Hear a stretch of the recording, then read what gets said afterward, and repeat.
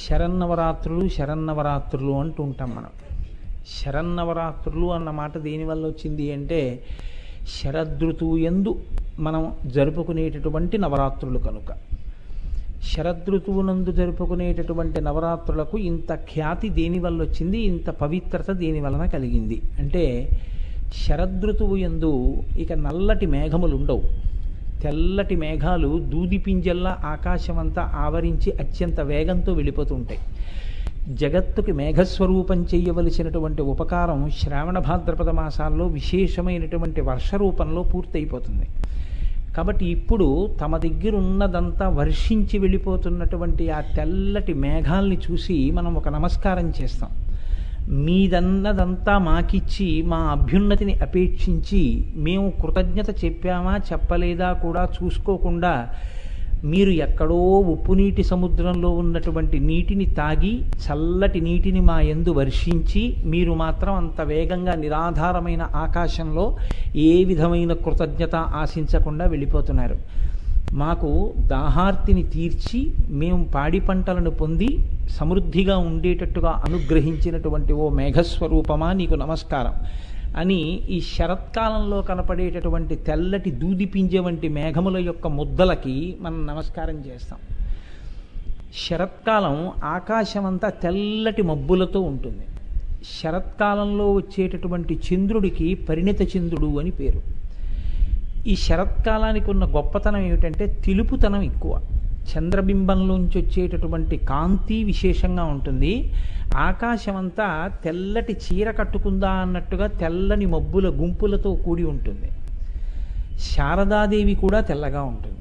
మనకి శాస్త్రంలో ఒక గమ్మత్తైనటువంటి అనుబంధాన్ని చెప్తూ ఉంటారు. మనకి ఉన్నది ఒక్క పరబ్రహ్మమే 3 కార్యములను నిర్వహించేటప్పుడు 3గా భాషిస్తూ ఉంటాడు తప్ప ముగ్గురు ఉన్నారని కాదు దాని అర్థం. ఉన్నదొక్కటే పదార్థం.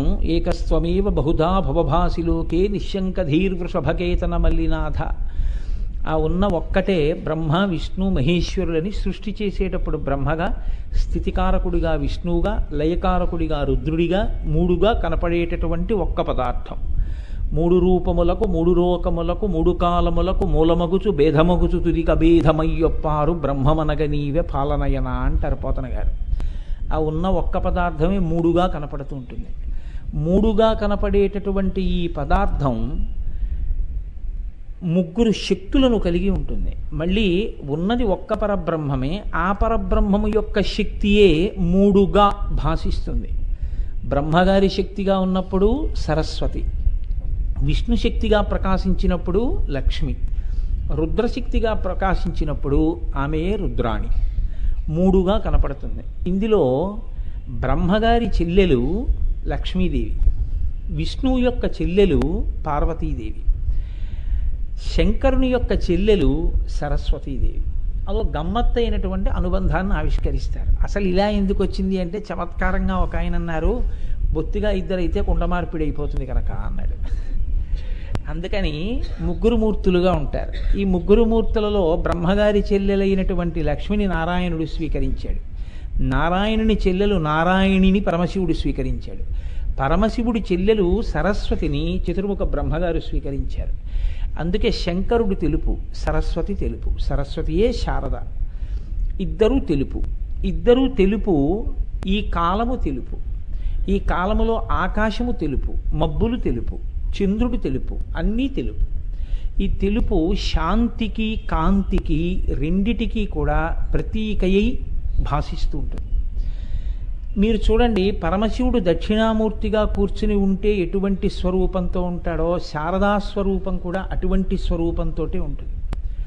దక్షిణామూర్తిగా పరమశివుడు కూర్చుంటే జ్ఞానమునకు ఆలవాలం. మౌనవ్యాఖ్యా ప్రకటిత పరబ్రహ్మతత్వం యువానం వర్షిష్టాంతే వసదృషిగణైరవృతం బ్రహ్మనిష్టై ఆచార్యేంద్రం కరకలిత చిన్ముద్రమానందరూపం స్వాత్మారామం ముదితవదనం దక్షిణామూర్తిమీడే వటవిటపి సమీపే భూమిభాగే నిషణ్ణం సకలమునిగణానాం జ్ఞానదాతారమారాత్ త్రిభువనగురుమీశం దక్షిణామూర్తిదేవం జనన మరణ దుఃఖచ్ఛేద దక్షం నమామి అని పిలుస్తాం.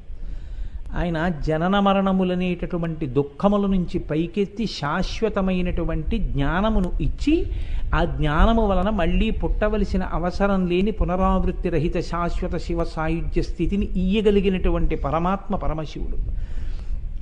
అటువంటి పరమశివుని యొక్క చెల్లెలు శారద.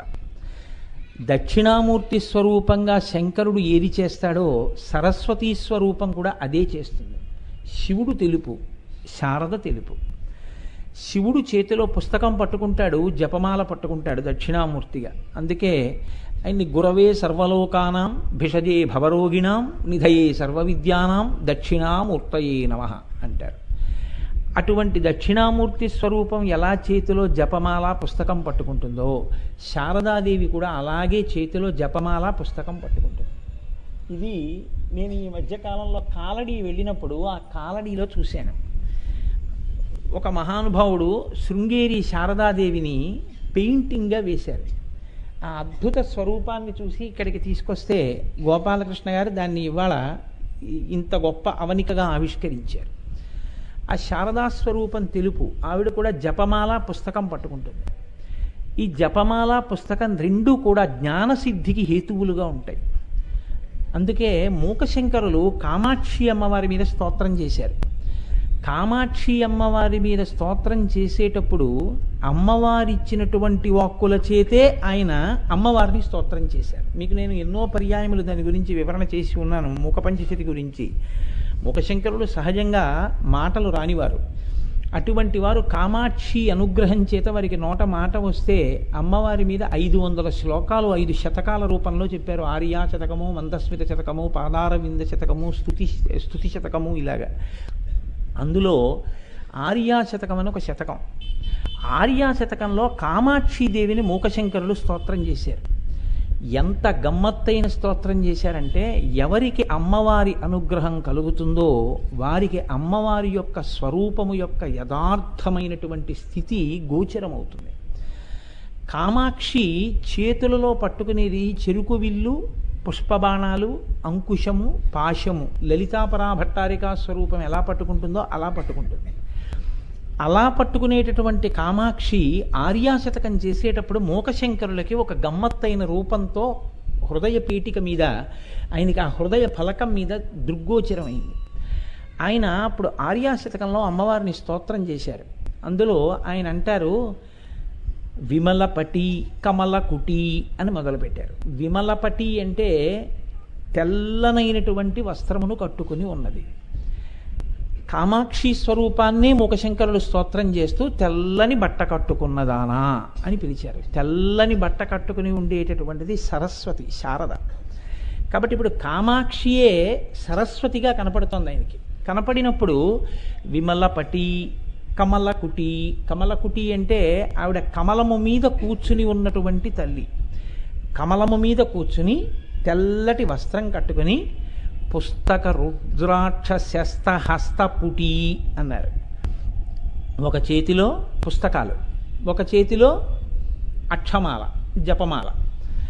వీటిని పట్టుకున్నటువంటి చేతుల యొక్క చివరి భాగములు కలిగినటువంటి తల్లి. అంటే ఈ చేతుల చివరి భాగంతో ఓ చేత్తో పుస్తకాలు పట్టుకుని ఓ చేత్తో ఇలా జపమాల పట్టుకుంది. కాబట్టి పుస్తక రుద్రాక్ష శస్త హస్త పుటి అని పిలిచారు. పిలిచి మూడో పాదం దగ్గరికి వచ్చేటప్పటికీ ఒక గమ్మత్తైనటువంటి మాట అన్నారు. కామాక్షి పక్ష్మాక్షి అన్నారు. అమ్మా కామాక్షి, నువ్వే శారద. నువ్వే పద్మముల రేకులు ఎలా ఉంటాయో అటువంటి కన్నులు కలిగినటువంటి తల్లివి నువ్వు. పద్మముల రేకుల వంటి కన్నులు కలిగినటువంటి ఓ కామాక్షి, నువ్వు కలిత విపంచి. ఇది కామాక్షి స్వరూపంలో కనపడదు, కానీ మూకశంకరులకు అలా దర్శనమైంది అమ్మవారు. కలిత విపంచి అంటే చేతిలో వీణ పట్టుకుని వాయిస్తున్నటువంటి స్వరూపం. ఈ వీణ పట్టుకుని వాయిస్తున్నటువంటి స్వరూపంగా మనకి ప్రకటంగా సరస్వతి స్వరూపం కనపడుతూ ఉంటుంది. కాబట్టి కలిత విపంచి.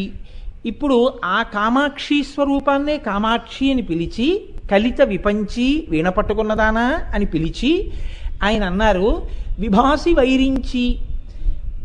విభాసి వైరించి అంటే బ్రహ్మగారి యొక్క శక్తి స్వరూపమా? ఓ సరస్వతి నీవే కామాక్షి. ఇది జ్ఞానం అంటే. మీరు చూస్తున్నటువంటి మూర్తియే సమస్తము అనేటటువంటి భక్తి, అటువంటి భావన కలగడమే భక్తి యొక్క పరాకాష్ఠ. అదే జ్ఞానం. మూకశంకరులకి ఆర్యాశతకం చేసేటప్పుడు కామాక్షి స్వరూపం శారదా స్వరూపంగా ప్రకాశించి కనపడింది.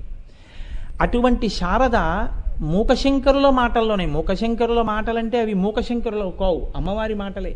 ఎందుకంటే మూకశంకరులకు మాట లేదుగా, మాట ఇచ్చింది అమ్మవారే.